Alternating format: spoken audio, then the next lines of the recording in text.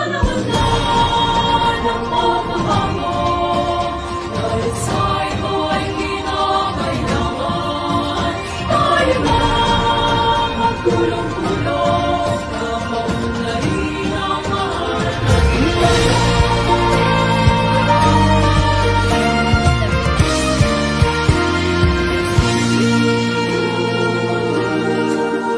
Panahon na ng pagbabago, dahil sa ito ay kinakailangan tayo na magtulong-tulong na paunlarin ang mahal natin bayan.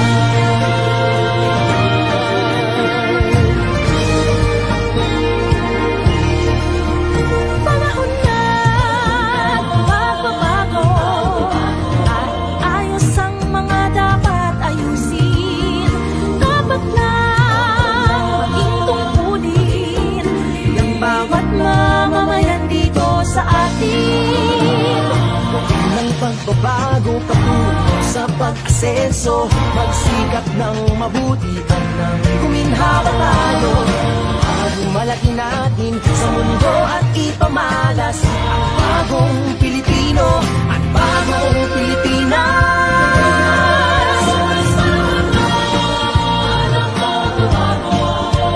Ang Pilipina bilang sariling natin at nawala na ugali, dahil sa ito sa atin ang Panahon na ng pagbabago, at muna sa kahit anong larangan, ang tagumpay ay karangalan. Alay o ihandog natin sa bayan.